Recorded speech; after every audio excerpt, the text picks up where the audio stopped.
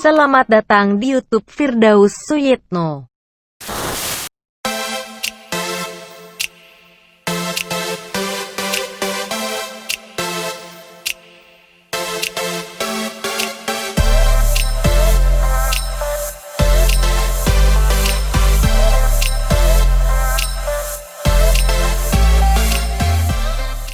Assalamualaikum warahmatullahi wabarakatuh. Apa kabar semuanya? Semoga selalu diberikan kesehatan dan keberkahan. Sebelum menyaksikan video ini, silakan untuk mengisi pertanyaan yang terdapat di link deskripsi. A few moments later. Pertanyaan nomor 1. Perhatikan tokoh gambar di samping. Tokoh yang pertama kali menemukan fosil manusia purba di Indonesia ini adalah A. Eugene Du Bois, B. Van Riesselten, C. von Koningswald, B. Van Steen Kelenfels, E. Opernot. Jawabannya adalah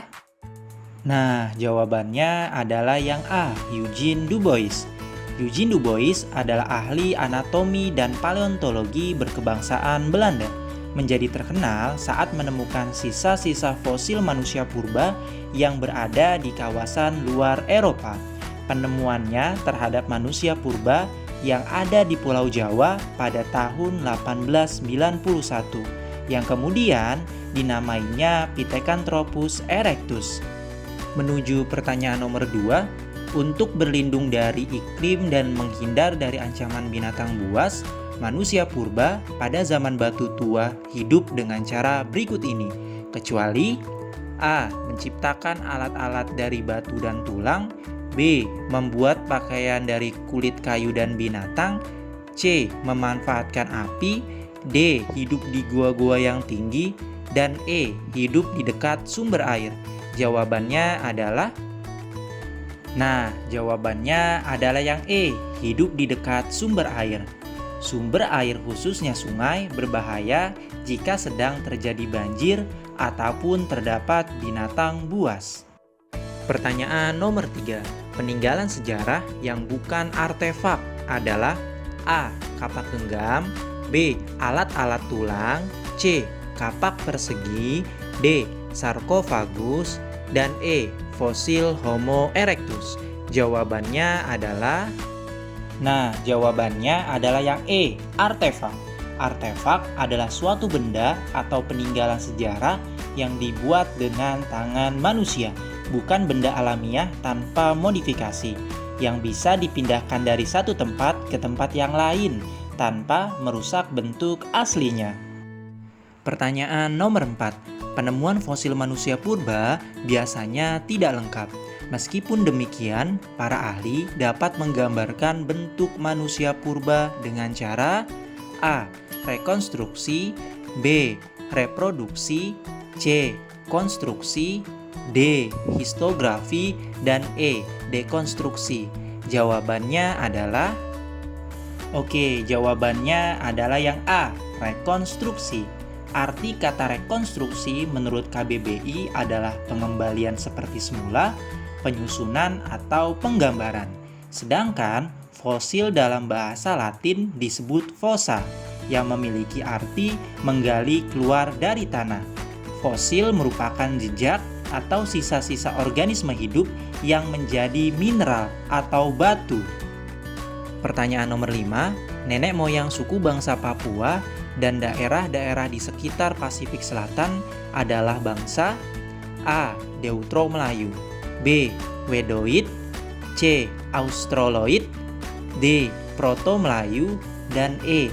Melanesoid. Jawabannya adalah yang E. Melanesoid. Ada beberapa ciri-ciri khusus pada ras Melanesoid. Antaranya adalah yang pertama, mempunyai kulit yang hitam. Yang kedua, rambut hitam dan keriting. Yang ketiga, mempunyai bibir yang tebal. Yang keempat, postur tubuh tegap. Dan yang kelima, mempunyai tinggi rata-rata 160 cm sampai dengan 170 cm. Sebelum ke nomor selanjutnya, bagi kalian yang merasa video ini bermanfaat, yuk silakan untuk di like dan subscribe ya. Pertanyaan nomor 6. Dalam sistem kepercayaan animisme, bentuk keyakinan yang dipegang teguh oleh manusia purba adalah A. Setiap benda di bumi mempunyai jiwa yang harus dihormati agar mereka membantu manusia. B. Setiap orang yang telah meninggal akan hidup di alam lain. C. Semua kekuatan alam dapat mempengaruhi jiwa manusia. D. Setiap orang yang sudah meninggal akan dapat hidup kembali pada waktu berbeda. Dan E. Roh nenek moyang selalu dapat dipanggil untuk diminta nasihatnya.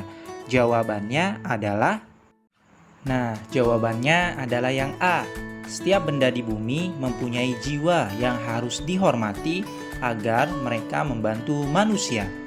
Animisme, pemujaan terhadap roh atau jiwa, merupakan paham kepercayaan yang meyakini bahwa jiwa atau roh terdapat pada benda-benda tertentu, tidak hanya pada makhluk hidup.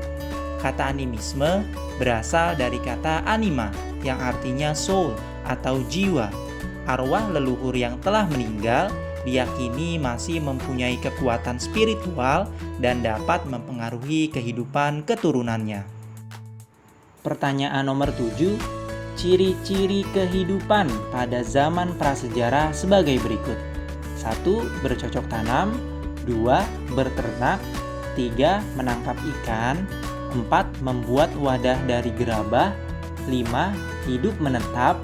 6. Membuat rumah panggung. Ciri-ciri kehidupan tersebut termasuk ke dalam masa A.